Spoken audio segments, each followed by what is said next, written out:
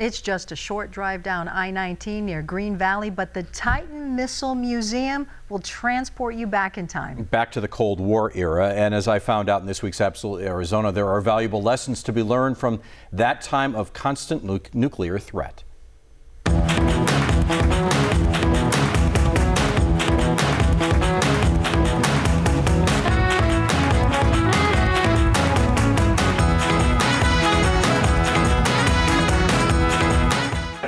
Titan II, the largest and the most powerful ballistic missile in our arsenal. In the middle of the Cold War, Tucson was ground zero for the U.S. missile defense.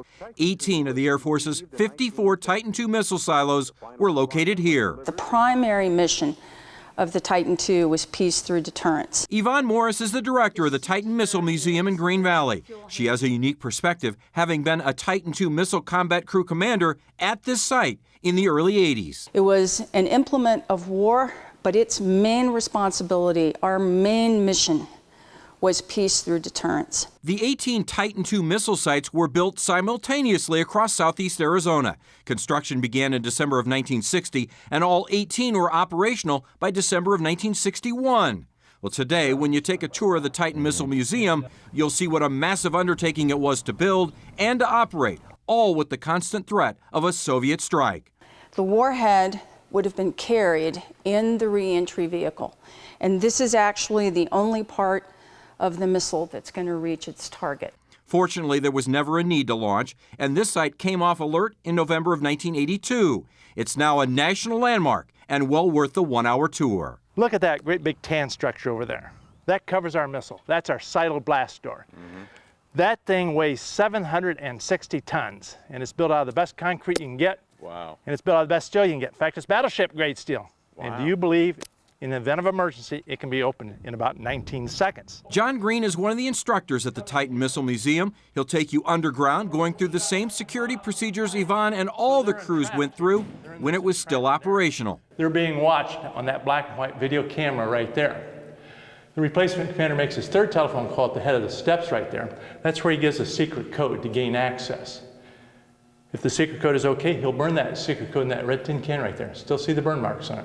We're 35 feet below ground right now. We just came down 55 steps. Now, do we all agree this is a pretty well-built industrial It's very well built, yes. Right here is the start of the hardened area. These walls are 4 feet thick. You'll find areas of this complex where the walls are 8 feet thick. There are 2 pair of 6,000-pound blast doors to go through before entering the Launch Control Center. Just have a chair. Okay, and this is where Yvonne would have sat. Yvonne actually sat in that chair in 1982. All right. This very chair so we can get a perspective of what she did.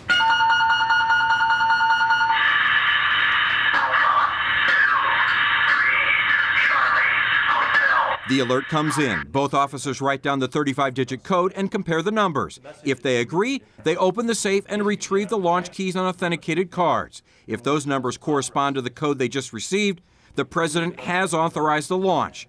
They then enter the butterfly code, and each of them inserts their launch key. 3, 2, 1. Turn and hold. Hold it there until that green light comes on. Tell me when it comes. It's on. You can release. Now your job is done. If all the guidances go, the engines will fire. When the engines are at 77% thrust, the 4 gigantic hold-down bolts will explode off on both sides. And 4 seconds later, we have right here, lift off. Now, folks, that was 58 seconds between the time that key was turned until that missile's out of the silo. Once your heart rate slows down, the tour takes you across to the missile silo to see that the Titan II didn't actually launch. But you do learn much more about the impressive 2-stage rocket, back to the surface, and a reminder about why it's so important to remember the Cold War through this museum. Because if our younger generation does not understand the Cold War and learn about all the mistakes that we made during this period, when they become leaders, and they will, they're liable to make the same mistakes. They might repeat it, yeah. That we did. Yeah. Well, it's impressive, and it's well worth the tour. I want to thank Yvonne. I want to thank you, John, for the tour. Absolutely Arizona is the Titan II Missile Museum. All right.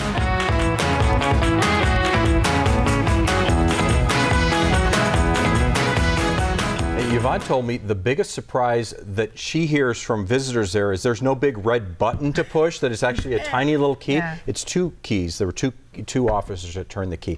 It's sobering. Your heart rate does race thinking about Yours what they was? Yeah, what even they doing were that? going through. But the lesson to learn is it was peace through deterrent, and that's what those missiles were. They were the deterrent. All right. Well,